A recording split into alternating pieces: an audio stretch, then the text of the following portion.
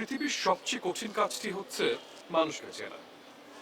একজন মানুষের সাথে আপনি বছরের পর বছর থেকেও তাকে চিনতে অনেক সময় আমাদের ভুল হয়ে যায়।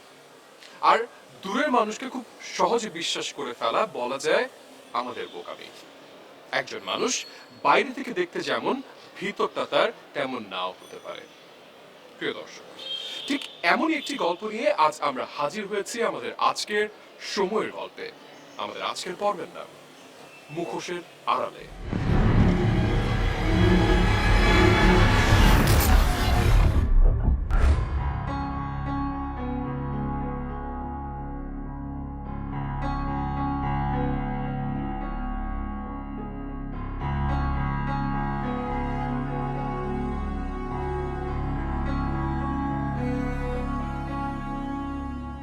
এত দেরি করলে কেন?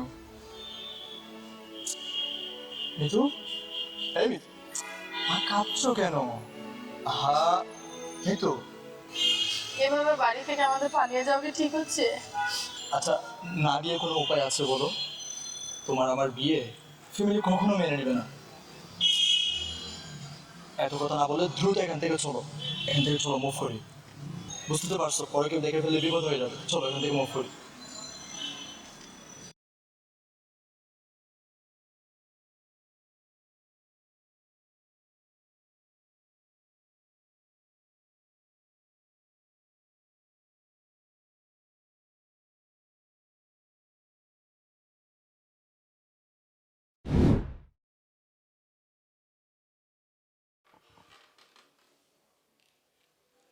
অ্যালেক্স, বস, তুমি কি জানো তোমাকে সুজন নামে দুবাই থেকে কেন আনা হয়েছে? বস, পাখি শিকার করার জন্য। কয়টা পাখি শিকার করেছো এখন পর্যন্ত? বস, দুইটা। ওদের কি করবে? একটা অর্গান নিব আর একটা সেল করে দেব। Very good. দেখি লক্ষ্মীগুলো কেমন। কই, নিয়ে আসো।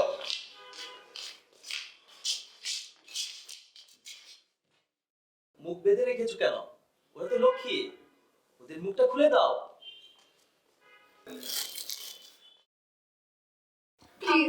আমাদের বাসায় যেতে দিন, আমরা বাসায় যেতে চাই। আমরা কি দোষ করেছি আমাদের কেন এখানে আটকে রেখেছেন?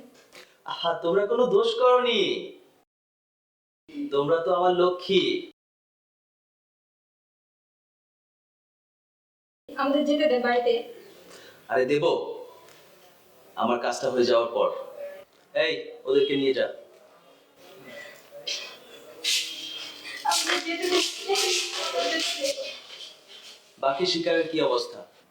বস, খুব শীঘ্রই আরো একটা আসবে আমাদের জালে।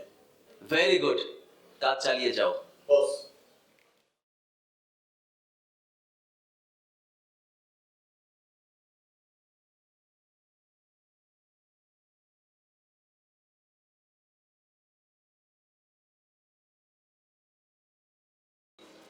এই প্রথম কে দেখেছি লাশটা? স্যার আমি দেখছি স্যার। কি দেখেছো তুমি? স্যার এই দিক দিয়ে যাচ্ছিলাম স্যার, দেখলাম লাশ পড়ে আছে স্যার। আশেপাশে কাউকে দেখেছো? না স্যার।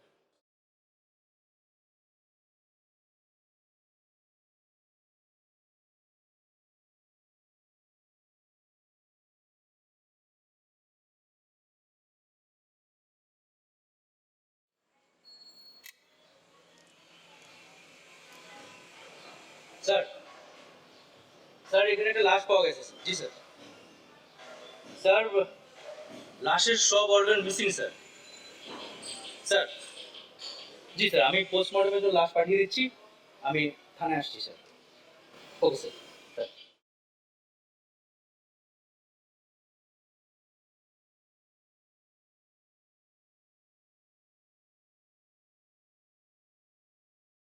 দর্শক, জীবনের প্রতিটি স্তরে এমন কিছু মানুষ থাকে যেই মানুষগুলো অন্যের ক্ষতি করে বা রাষ্ট্রের ক্ষতি করে দিনের পর দিন নিজে প্রভাবশালী হচ্ছে বা সম্পদশালী হচ্ছে।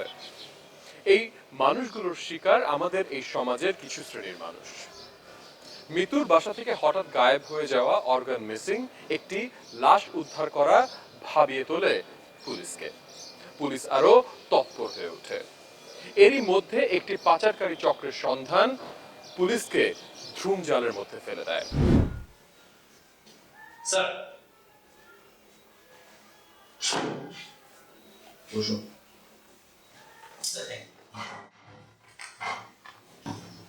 বলুন। স্যার আমাদের থানার অধীন থেকে একটা মামলা ডিবি কার্যালয়ে হস্তান্তর করা হয়েছে। আমি সেই ফাইলটি নিশ্চিত। গতকাল ওসি সাহেব আমাকে ইনফর্ম করেছে।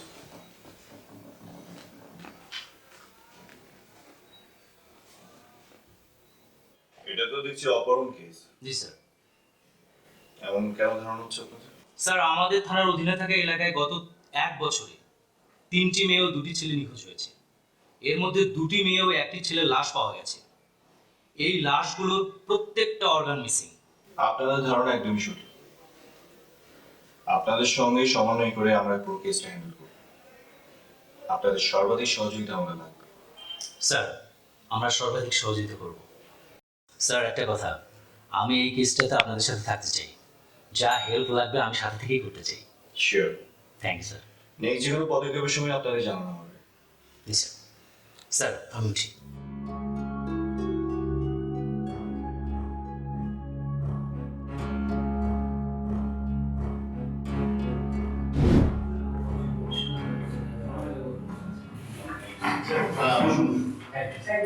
আপনারা তো বসার সুযোগই পান না, তেমন একটা বাইরে কাজে ব্যস্ত থাকতে হয়। আমি তো অফিসে সারাদিন বসেই থাকি, যদিও লোক আপনার করতে হয় অনেক কিছু। এনিওয়ে, আজকে আপনাদেরকে আমি ডেকেছি একটা গুরুত্বপূর্ণ বিষয়ের উপরে আলোচনা করার। এই ব্যাপারটি আমাদের করা উচিত। জাতীয় এবং আন্তর্জাতিকভাবে প্রাপ্ত সিক্রেট তথ্য অনুযায়ী একটা বিদেশি পাচারকারী দল আমাদের দেশের পাচারকারী দলের সঙ্গে সম্মিলিত হয়ে মানুষের অর্গান বিভিন্ন দেশে পাচার করছে। ইতিমধ্যেই আপনারা দুটো ডেড বডি দেখেছেন, যে দুটোর কোনোটারই অর্গান নেই। জি স্যার। স্যার, পাচারকারীরা কি ধরনের অর্গান কালেক্ট করছে এই ধরনের কোনো তথ্য আমাদের কাছে কি আছে? আমার কাছে যে তথ্য আছে সেই তথ্য অনুসারে পাচারকারীরা জীবিত মানুষের অর্গানই পাচার করে থাকে। স্যার, কি কি উপায়ে পাচারকারীরা অর্গান কালেক্ট করছে সে ধরনের কোনো ইনফরমেশন কি আমাদের কাছে রয়েছে? হ্যাঁ, আছে। পাচারকারীরা সাধারণত অপহরণের মাধ্যমে এই কাজগুলো করে থাকে। তাছাড়া সহজ সরল বোকা মানুষকে ভুলিয়ে ভালিয়ে তাদের অর্গান তারা নিয়ে নেয়। এছাড়াও নেশাগ্রস্ত মানুষ তাকে টাকার লোভ দেখিয়ে তাদের অর্গান তারা নিয়ে নেয়। এছাড়া হয়তো আরো বিভিন্ন কোনো উপায় থাকতে পারে, that we don't know. Sir বিদেশি পাচারকারী চক্রকে কি শনাক্ত করা গেছে? হ্যাঁ, আমার কাছে দুটো চক্রের তালিকা আছে, কিন্তু আমাদের মনে রাখতে হবে যে বিদেশি চক্রকে ধরতে যে যেন আমাদের দেশি চক্র ফাঁক ফোকর বলিয়ে বেরিয়ে না যায়। আমাদের দুটো চক্রকে ধরে ফেলতে হবে। স্যার, আমরা কি রিসেন্টলি কোনো আন্ডারকভার অপারেশন নামবো? হ্যাঁ, আমার কাছে ইনফরমেশন আছে এই পাচারকারী দলের সদস্যরা শীঘ্রই সম্মিলিত হতে পারে এবং আমাদেরকে সেই সুযোগটাই কাজে লাগাতে হবে। অফিসার, স্যার, ইনি কে? Don. Actually, this is not a name at all. আমরা ওকে চিনি না এবং এই সাবকন্টিনেন্টে কেউ ওর নাম ঠিকানা কিছু জানে না, বাট সে হচ্ছে পাচারকারী দলের মূল হোতা and he is living in Saudi Arabia. Okay? তো আমরা একে ডন ছাড়া আর কি বলতে পারি? আমরা ডন বলি তাকে চিহ্নিত করতে পারি। নেক্সট, এ হচ্ছে সুজন। সুজন সৌদি আরবের ওই ডনের সঙ্গে বাংলাদেশের হয়ে প্রতিনিধিত্ব করে এবং লিয়াজু মেনটেন করে। নেক্সট, এ হচ্ছে সাদা। সাদাদের কাজ হচ্ছে সুন্দর সুন্দর মেয়েদেরকে প্রেমের ফাঁদে ফেলে সুজনের কাছে তুলে দেয়া এবং সুজন তারপর যা করার তাই করে, মেয়েদেরকে পাচার করে দেয়। এর কাজ হচ্ছে এটা, মূল কাজ। নেক্সট, এ হচ্ছে ভিলেন সাদ্দাম। এর কাজ হচ্ছে সুজন যদি এই অপরাধ করতে গিয়ে কোনো ধরনের সমস্যায় পড়ে তাহলে সে তার প্রভাব খাটিয়ে সুজনকে উদ্ধার করে নিয়ে আসে। এই হচ্ছে তার মূল কাজ। That's all. একটা মজার ব্যাপার আপনাদেরকে বলছি, তা হলো এই মুহূর্তে এই বিদেশি চক্রটা আমাদের দেশে আছে। হ্যাঁ, তার দেশে। এবং আমরা যদি এই মুহূর্তে বিদেশি চক্রের সঙ্গে আমাদের বাংলাদেশি যে চক্র যে আঘাত করে দ্রুতবাধ্য হয়ে এই কাজগুলো করছি, অন্যায় করছি মানুষের সঙ্গে, আমরা যদি এদেরকে ধরতে পারি তাহলে বহির্বিশ্বে বাংলাদেশ পুলিশের ভাবমূর্তি উজ্জ্বল হবে। So let's start the journey. Best of luck.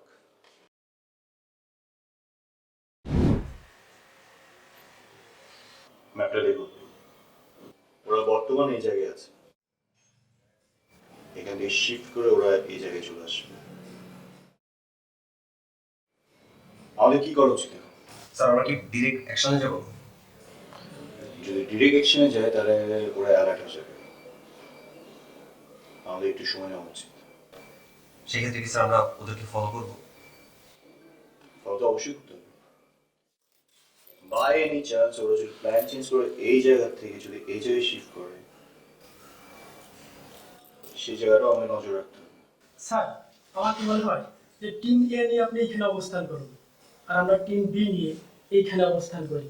আর রাস্তাটা যেহেতু চারমুখী, সেটা আমাদের চারিদিক দিয়ে ব্যাকআপ দেওয়া ভালো হবে। You R right. স্যার আমার তাই মনে হয়।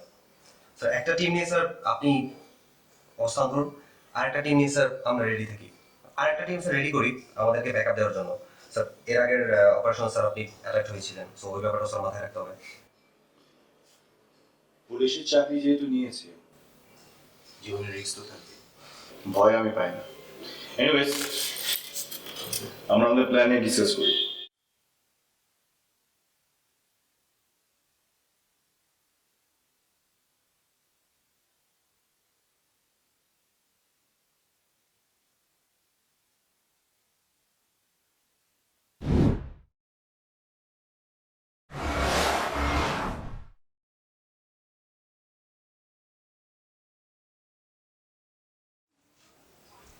সুজন, পালাবার চেষ্টা করো না। তোমাকে 4-5 থেকে আমরা ঘিরে ধরেছি। নিজেকে সারেন্ডার করো। সুজন, আমি তোমাকে ওয়ার্নিং দিচ্ছি, নিজেকে সারেন্ডার করো। বস, সামনে তো পুলিশ। এখন তো আমাকে পালানোর কোনো উপায় দেখতেছি না, কি করবো? দেখতেছি। নিজেকে সারেন্ডার করো। তোমাকে 4-5 থেকে আমরা ঘিরে ধরেছি। সুজন, লাস্ট ওয়ার্নিং, নিজেকে সারেন্ডার করো।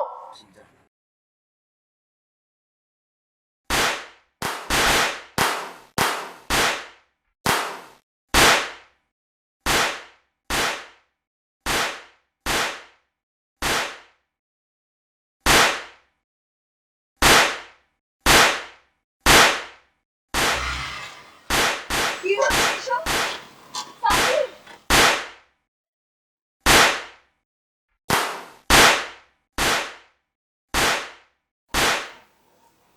আপনার গাড়িতে যারা আছেন প্লিজ নামবেন না। আমি ওয়ার্নিং করছি, আপনারা কেউ নামবেন না। আপনারা এখান থেকে সরে যান। আপনারা এখান থেকে সরে যান, প্লিজ এখান থেকে সরে যান।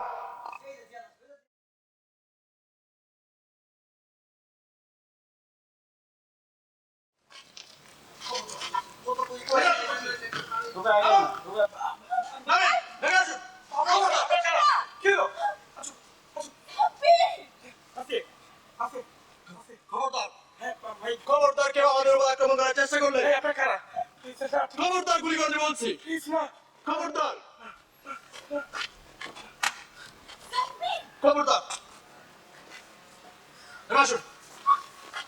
খবরদার, কেউ ফায়ার করবে না। খবরদার, খবরদার, খবরদার, কেবিন চেষ্টা করবেন না।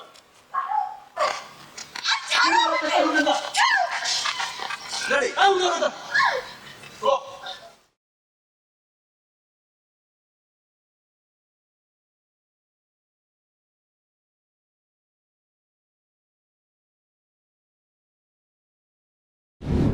একটি বিদেশি চক্রের সাথে দেশি চক্র মিলে পাচার করছে মানুষের অর্গান। মৃত্যুর লাশ তারই উদাহরণ। ডিবি পুলিশ সঠিক তথ্যের উপর ভিত্তি করে একটি অপারেশন চালায়, কিন্তু সেই অপারেশন ব্যর্থ হয় তাদের।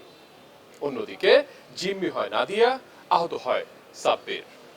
পুলিশ কি পারবে নাদিয়াকে উদ্ধার করতে, নাকি নাদিয়ার পরিণতি হবে মৃত্যুর মতো? প্রিয় দর্শক, প্লিজ আপনার আমাকে নিয়ে ভাববেন না, প্লিজ।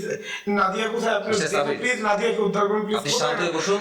স্যার যা জিজ্ঞেস করছে আপনি প্রপারলি অ্যান্সার দিন। আশা করি আমরা খুব দ্রুতই নাদিয়াকে উদ্ধার করতে পারবো। আপনি গাড়ি ওখানে ব্রেক করেছেন কেন? না মানে আমি আমি দেখছিলাম আপনাদের গাড়ির সামনে, তাই তাই মনে হলো যে আমি গাড়িটা ব্রেক করি, এর জন্য ব্রেক করলাম। আপনাকে এত নিষেধ করার সত্ত্বেও আপনি গাড়ি থেকে নেমেছেন কেন? ভয়ে ভয়ে আসলে আমার মাথা কাজ করতেছিল না, আর কিছুই না। আমি খুব ভয় পাচ্ছিলাম, কেন জানি। মেয়েটা আপনার কি হয়? আমার গার্লফ্রেন্ড। তাহলে এত রাতে আপনারা ওখানে কি করছেন? আমরা বিয়ে করতে যাচ্ছিলাম। হোয়াট? হ্যাঁ, বিয়ে করতে যাচ্ছিলাম। আমি নাদিয়াকে ভালোবাসি, নাদিয়া আমাকে ভালোবাসে। 1 বছরের বেশি আমাদের রিলেশন। কিন্তু গতকাল রাতে ওর পরিবার থেকে হঠাৎ করে ওর বিয়ে ঠিক করে ফেলে। ওই দিনই বিয়ে দিতে চায়। তখন নাদিয়া আমাকে ফোন দেয়। হ্যাঁ মা, আসছি।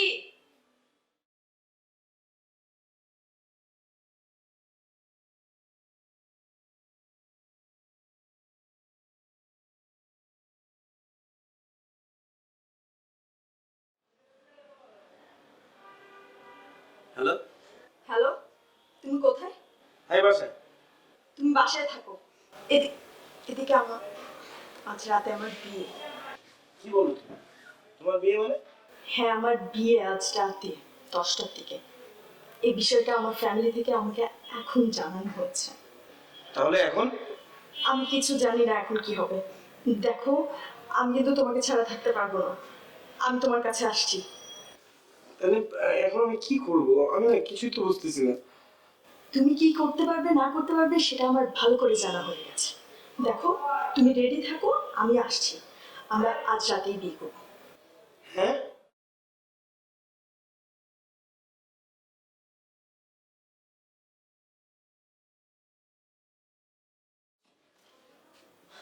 তুমি এখনো শুয়ে আছো? তুমি তুমি সত্যি সত্যি চলে আসছো? তুমি আমার বাসা চিনেছো কিভাবে? প্রয়োজনের সময় সবকিছু চিন্তা হয়। আর তোমার কি বিশ্বাস হচ্ছে না আজ যে আমার বিয়ে? কি বলো না দিয়া, সেটা বিশ্বাস হবে না কেন? তাহলে তুমি এখনো শুয়ে আছো কেন? তুমি আজকের দিনেও ঠিক টাইমে রেডি হতে পারলে না। আচ্ছা, ওয়েট, আমি রেডি। বাসার সবাই একটু পর আমাকে খুঁজতে বের হবে। তুমি এখন রেডি আছো? আচ্ছা, তুমি এরকম করো কেন? সবাই বুঝো না। তুমি তো জানো আমি টাইমিং এর ব্যাপারে একটু এরকম কেয়ারলেস। আমি এগুলো মেনটেন করতে পারি না। সংসার জীবনে না এই বিষয়টাই গুরুত্বপূর্ণ। আচ্ছা, ঠিক আছে, মানুষ তো একবারে সবকিছু পারে না, তাই না? তোমাকে বুঝতে হবে সেটা। তুমি আমাকে একটু সময় দাও। একসাথে যখন আমরা থাকা শুরু করবো, এবার সবকিছু ঠিক হয়ে যাবে, প্রমিস। এই যে, আমি রেডি। তাড়াতাড়ি চলো। তারপর তো আপনাদের সামনে সন্ত্রাসীরা আমাকে আঘাত করে গিয়ে আমার দিয়ে ফেলে।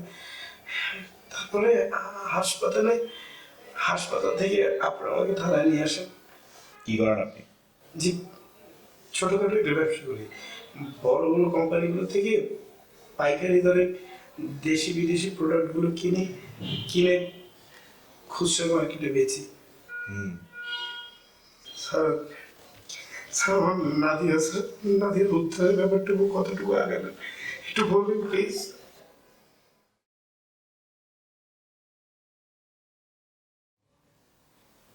স্মাগলার গ্রুপ আছে যারা আমাদের দেশ থেকে নারী শিশু পাচার করছে, বিশেষ করে ওদের অর্গান। সো আমরা ওদেরকে ধরার জন্য আমাদের কাজগুলো চালিয়ে যাচ্ছি। তার মানে নাদিয়া প্লিজ না, আপনি যত তাড়াতাড়ি পারেন প্লিজ নাদিয়াকে উদ্ধার করুন। আপনি শান্ত হন, আমরা যত দ্রুত সম্ভব নাদিয়াকে উদ্ধার করবো। আপনি বসে আছেন কেন? তাহলে প্লিজ আপনি একটু শান্ত হন, আমরা পুরো বিষয়টা দেখছি।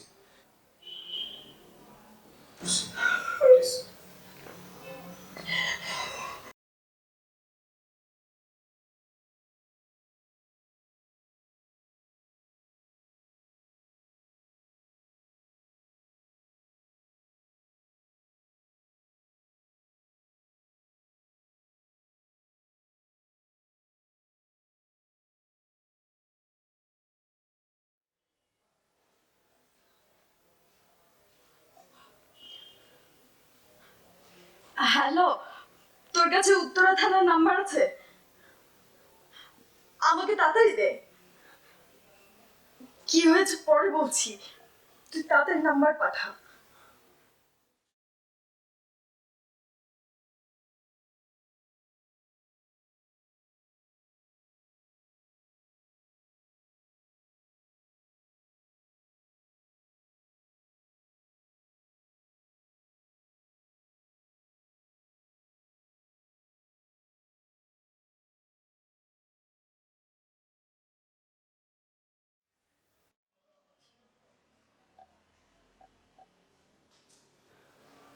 হ্যালো, কে বলছেন?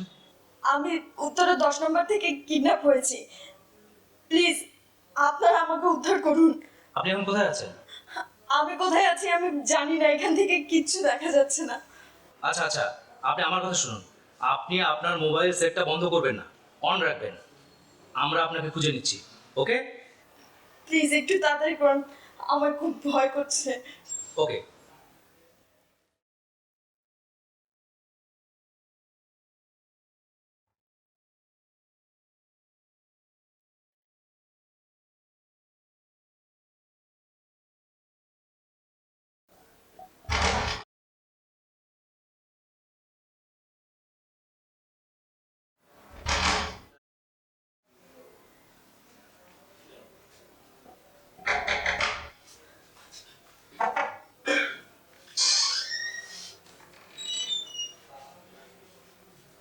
জি ভাই, জি ভাই, এখনই সব নিয়ে নিচ্ছি। আপনার মোবাইল ফোন কোথায়? আমি তো মোবাইল আনিনি। মিথ্যে বলছেন কেন? বিশ্বাস করুন, আমি তো বিয়ে করার জন্য বাসা থেকে তাড়াহুড়ো করে মোবাইল ফেলে চলে এসেছি। এই সাদা দেখতো মোবাইল কই রাখছে, খুঁজে দেখতো। মিথ্যে বলছেন কেন? বিশ্বাস করেন, আমি তো বাসা থেকে পালিয়ে বিয়ে করার জন্য তাড়াহুড়ো করে আমার মোবাইলটা ফেলে চলে এসেছি। ভাই বলতেছে মোবাইল বাসায় রেখে আসছে।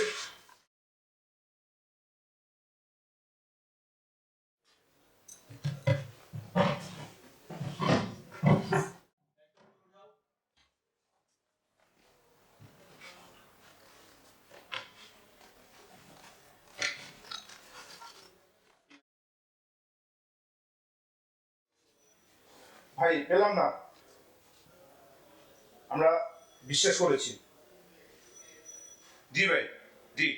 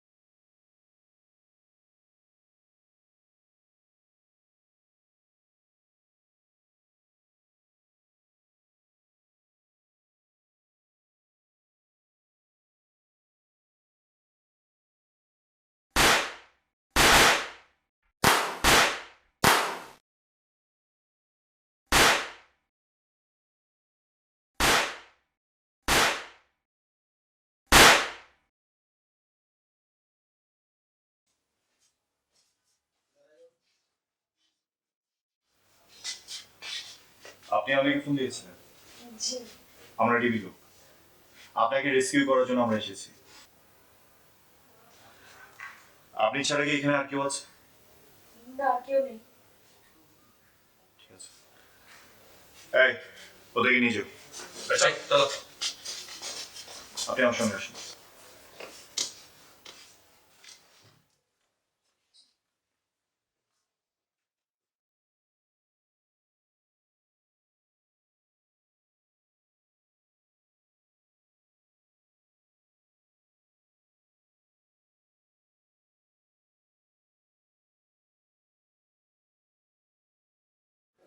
জি বলুন, কি জানতে চান? জি, আমার একটা প্রশ্ন হচ্ছে যে এই যে আপনারা পাচারকারী সাথে একটা ইন্টারন্যাশনাল সিন্ডিকেটকে ধরলেন, তো এই ব্যাপারে আপনারা মিডিয়াতে কেন আগে থেকে কিছু জানাননি? দেখুন, মিডিয়াকে যদি আমরা আগে থেকেই জানাতাম এবং বিষয়টা যদি কোনোভাবে লিকেজ হয়ে পাচারকারীদের কানে যেত, তাহলে তো তারা পালিয়ে যেত, আমরা তাদেরকে ধরতে পারতাম না। আর কোনো প্রশ্ন আছে আপনাদের? এই যে পাচারকারীদেরকে আপনি ধরছেন, তো এর পেছনে আপনি কাকে ক্রেডিট দিতে চান? না, স্পেসিফিক ওইভাবে কৃতিত্বটা আমি কাউকে দিতে চাইছি না। আসলে ইটস এ টিম ওয়ার্ক এবং টিমের সকল সদস্যরাই যেভাবে পরিশ্রম করে এই পাচারকারী দলটাকে ধরতে পেরেছে, really I am proud of my team. দেশি যে হোতা, সে গুলিবিদ্ধ অবস্থা হসপিটালে আছে, তাকে আমরা আপনাদের সামনে এই মুহূর্তে উপস্থিত করতে পারছি না। আর বিদেশি হোতা যার কথা বললেন, তাকে নিরাপত্তার সাথে আমরা আপনাদের সামনে আনবো না। আজকের মতো এখানেই।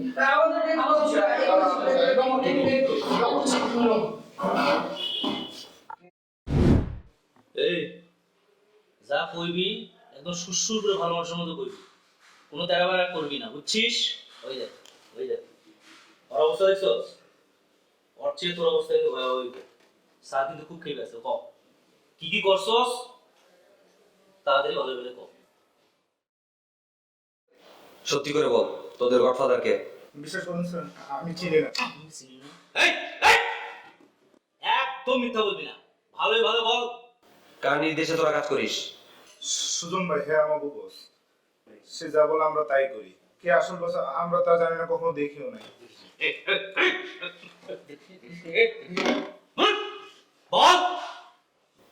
একজনকে না দেখেই তার নির্দেশ পালন করিস? প্রতিটা মিশনের জন্য আমরা 50,000 করে টাকা পাই।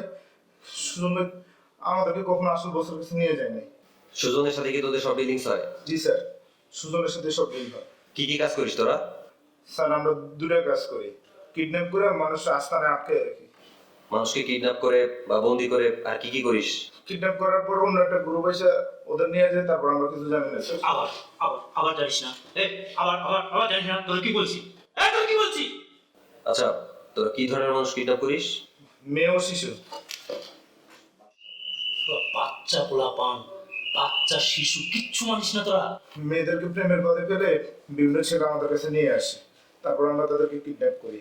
আর শিশুদেরকে বিভিন্ন লোক দেখে কিডন্যাপ করি।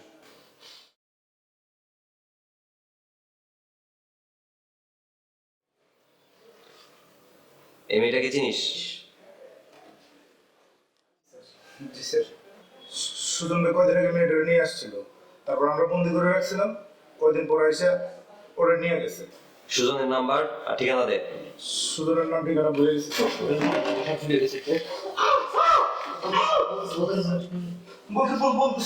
বলতেছি স্যার।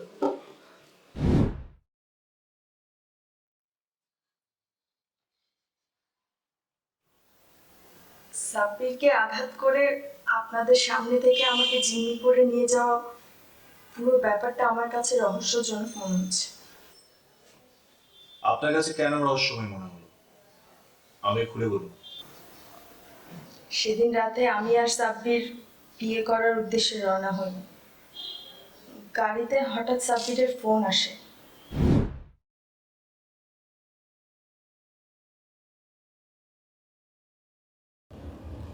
হ্যালো বল। হ্যাঁ, মানে কি? তোরা এখন কোথায়? তাই? আচ্ছা, আমি বলতেছি। হ্যাঁ, না তোরা যেটা কর।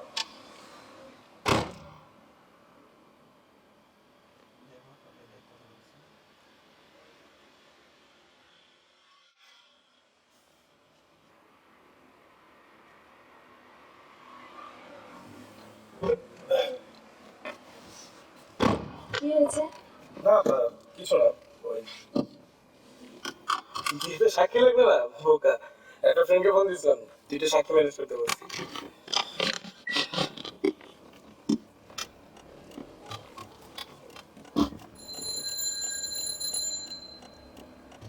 কি ব্যাপার, গাড়ি ঘুরালে কেন?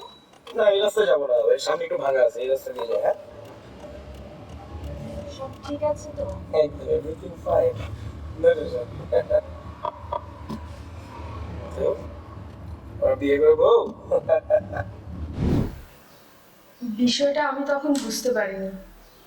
আপনারা গাড়ি থেকে নামার জন্য নিষেধ করার পরও সাব্বির, আমি নামতে চাইনি, কিন্তু সাব্বির খুব ঠান্ডা মাথায় আমাকে গাড়ি থেকে নামতে বলে। আপনার ধারণা সত্যি হতে পারে, কোনো না কোনো ভাবে মিস্টার সাব্বির জড়িত থাকতে পারে। জি, আপনারা বিষয়টা তদন্ত করে দেখবেন। অবশ্যই, তবে এই সমস্ত বিষয় আপনাকে গোপন রাখতে হবে যতদিন না পর্যন্ত আমাদের তদন্ত শেষ হয়।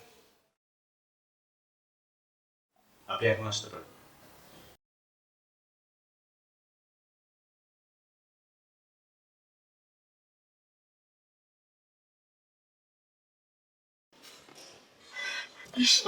তুমি এখান থেকে যাও। তুমি বিশ্বাস করো, আমার আমার কোনো কিছু ছিল না, আমার কোনো দোষ ছিল না, আমার কোনো দোষ ছিল না। আমি যদি ওদেরকে একবার পাই, আমি বিশ্বাস করো, আমি খালি ওদেরকে একবার যদি পাই, তুমি দেখো আমি কি করি। আমার কিছু করার ছিল না। আমার কথা শোনো, আমি মানসিকভাবে বিপর্যস্ত। আমার ফ্যামিলি অনেক আতঙ্কে আছে এখন। এখানে আমাকে ডাক্তার দেখাতে নিয়ে এসেছে। আমি সুস্থ না হওয়া পর্যন্ত এই ব্যাপারে কথা বলতে চাচ্ছি না। তুমি বুঝতে পারতেছ না, বিশ্বাস করো, আমি আমি আমি আমি আমি চাইলেও কিছু করতে পারতেছি না। প্লিজ তুমি এখান থেকে যাও, আমরা এই ব্যাপারে পরে কথা বলবো। তুমি আমাকে মাফ করে দাও, প্লিজ আমাকে মাফ করো। আমি আমি আমি তোকে একটা জিনিস জিজ্ঞেস করি, আর ওকে ওরা ওরা তোমার কিছু করবে? করলে কি না করলে কি, তাতে তোমার কিছু যায় আসে না।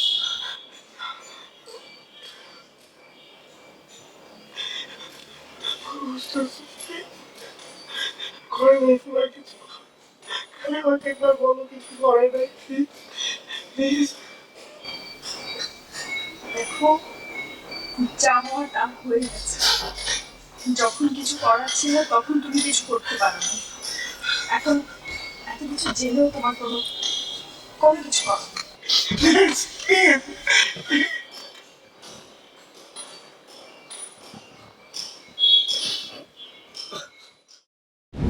বিয়ে করতে যাওয়ার পথে দুর্ঘটনার কবলে পড়ে নাদিয়া ও সাব্বির। নাদিয়া তার বুদ্ধিমত্তা ও পুলিশের তৎপরতায় ঠিকই নিজেকে বাঁচিয়ে ফেরে এবং পাচারকারী চক্রের 2 সদস্য পুলিশের হাতে ধরা পড়ে। ওই 2 সদস্যের মুখ থেকে বেরিয়ে আসে একটি নাম, যেই নামটি হচ্ছে সুজনের। পুলিশ আরো তৎপর হয়ে ওঠে দেশি ও বিদেশি এই পাচারকারী চক্রকে শনাক্ত করার জন্য। প্রিয় দর্শক, পুলিশ কি পারবে তাদের শনাক্ত করে আইনের আওতায় আনতে?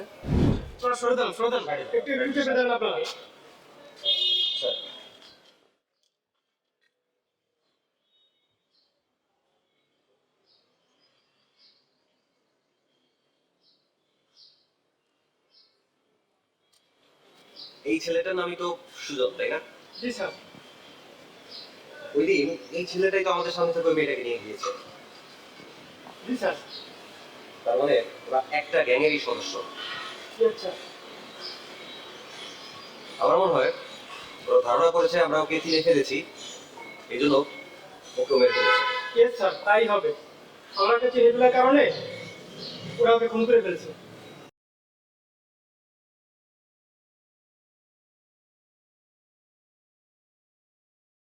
আমি না একটা জিনিস বুঝতে পারছি না, সুজন নিজেই পাচারকারীদের সাথে জড়িত, তাহলে ওকে মার্ডার করেছে কে?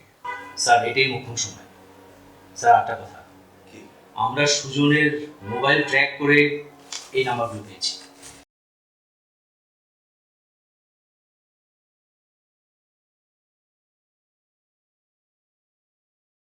Very good job sir. Please go check. Police কিভাবে জানলো নাদিয়া কোথায়? আর ওই 2 ধরা গেল। বাংলা বল। আমি আমার দেশে ফিরে যেতে চাই। ও, আমারে দিয়ে আমার দেশে ক্ষতি করে, তুই এখন তোর দেশে ফিরে যেতে চাস? আমার বিপদে ফেলে। সুকালামেন্তা, বাংলা বল, বলছি না? কি বলছেন এগুলো? তুই কোথাও যেতে পারবি না, এখানে থাকবি, আমি ব্যবস্থা করতেছি। দেশে বাংলাদেশে আমি বাংলাদেশে থাকতে পারবো না, পারবো না। সুজন যদি বেঁচে থাকতো তাইলে আর এই অবস্থা হতো না, কিন্তু পয়সা থাকতো তাহলে আবার আমি এতক্ষণ শেষ হয়ে যেতাম। বস পুলিশ আমাদের চাকরি দিয়ে দিয়েছে। বাবা কি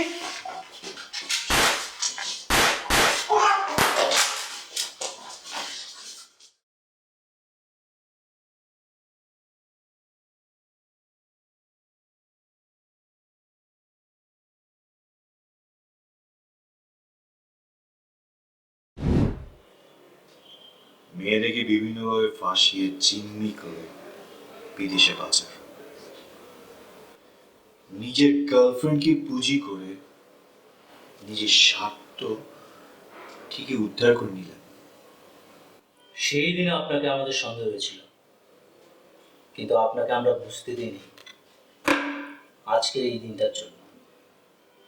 এরপর সুজনের মোবাইল ট্র্যাক করে আপনার নাম্বার পেয়ে যাই। এরপর আমাদের কাছে চলে আসে আপনার গার্লফ্রেন্ড নাদিয়া।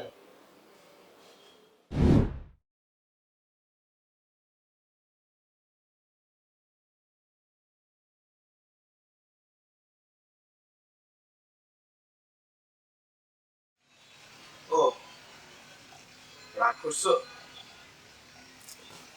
রাগ করবো না, কি করবো? যেখানে তুমি আমার জন্য অপেক্ষা করার কথা, সেখানে আমি তোমার জন্য ঘন্টার পর ঘন্টা ওয়েট করছি। কি করবো বলো, মিটিং টিটিং নিয়ে এত বিজি থাকি, নিজের বিজনেসটা নিজেকে দেখতে হবে না? ঠিক আছে, বিজনেস নিয়েই থাকো, আমাকে কি দরকার? আরে আমি সরি সরি সরি প্লিজ। হ্যাঁ এই যে কানে ধরলাম, আমাকে মাফ করো, আজকের মতো মাফ করে দাও প্লিজ। ঠিক আছে, আমাদের বিয়ের ব্যাপারে কি চিন্তা করলে? দেখো বাসায় কিন্তু আমার জন্য পাত্র দেখছে। দেখতে দাও, যত পাত্র ইচ্ছা আসুক তোমাকে দেখো, কিন্তু কোনো লাভ নেই, তোমাকে দিয়ে এই আমিই করবো। তোমাকে কতবার বললাম আমাদের বাসায় গিয়ে পরিচিত হও, না হয় আমি তোমার কথা আমার বাসায় বলি। একদম না। এখন প্রপার সময় না, সময় হলে আমি তোমার বাসায় গিয়ে আমাদের কথা বলবো, সবাইকে বলবো। মাত্র গাড়িটা কিনলাম, ফ্ল্যাট বুকিং দিয়েছি, ফ্ল্যাটটা হাতে পাই, বিয়ে করে কি আমি তোমাকে ভালোবাসা দেবো? এটা সম্ভব হলো? নিজের ফ্ল্যাটে উঠবে। ঠিক আছে, তোমার যা ভালো মনে হয়। আচ্ছা চলো, খিদা লেগেছে, কোথাও রেস্টুরেন্টে গিয়ে ভালো কিছু খাই। আচ্ছা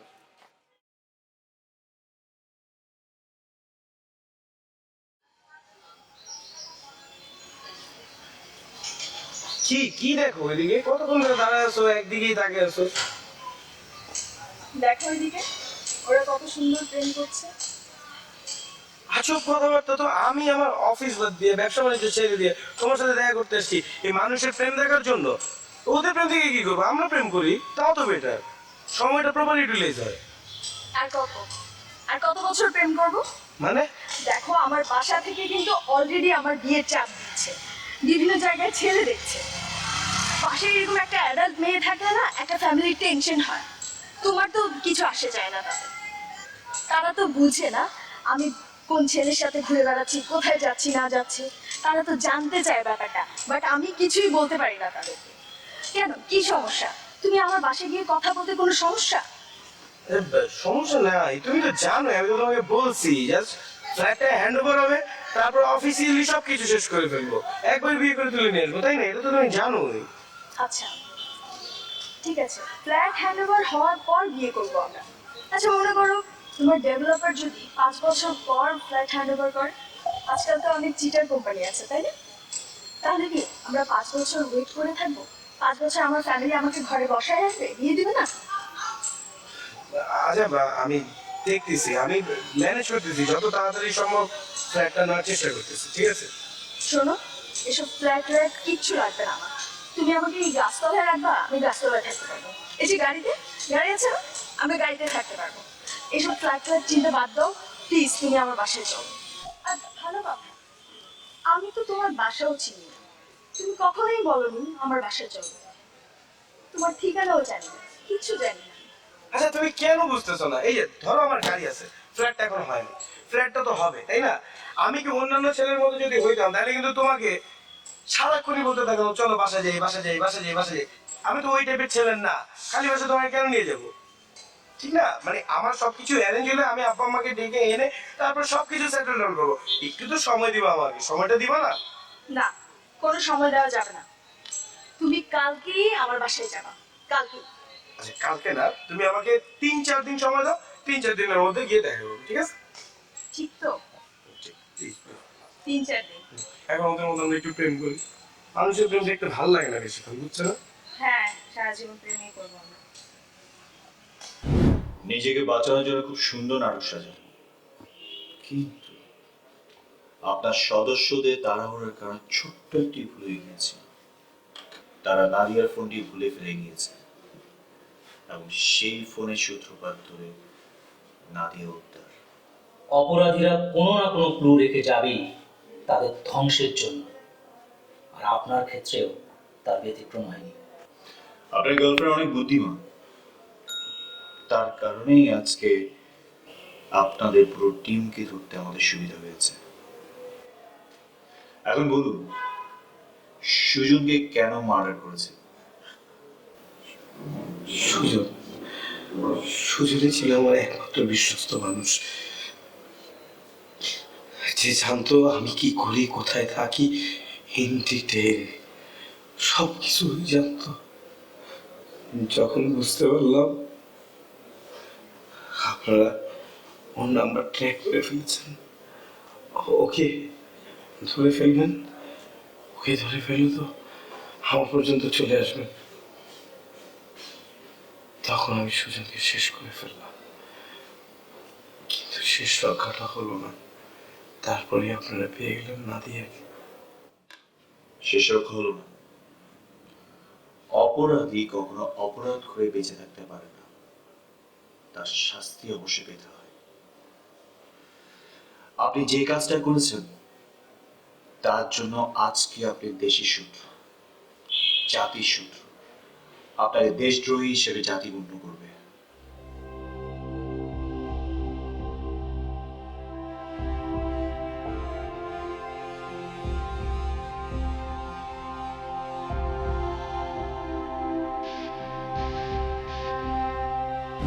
প্রিয় দর্শক, অবশেষে গ্রেফতার হলো ডিবি পুলিশের হাতে পাচারকারী চক্রের সকল সদস্য। আমাদের এই সমাজে সাব্বির ও সুজনদের মতো অনেক পাচারকারী চক্র তৎপর আছে, যারা আমাদের এই সমাজের কিছু শ্রেণীর মানুষকে পাচার করছে বিদেশে। তাদেরকে আমাদের শক্ত হাতে দমন করতে হবে। আমাদের দেশের সরকার ও আইন শৃঙ্খলা রক্ষাকারী বাহিনী তাদেরকে দমন করার জন্য সক্রিয় আছে ঠিকই, কিন্তু সেই সক্রিয়তা এবং সচেতনতা আমাদের জীবনেও তৈরি করতে হবে। প্রিয় দর্শক, প্রতিটি জীবনে, প্রতিটি পরিবারে সেই সচেতনতা তৈরি করতে পারলেই হয়তোবা ভবিষ্যতে আমরা আর সাব্বির ও সুজনদের দেখব না আমাদের এই সমাজে। সেই আশায় আমি মৃদুল হাসান হৃদয় বিদায় জানাচ্ছি আমাদের আজকের সময়ের গল্প থেকে। দেখা হচ্ছে আগামী পর্বে। সে পর্যন্ত সবাই ভালো থাকুন, সুস্থ থাকুন, আপনার জীবনকে রাখুন নিরাপদ।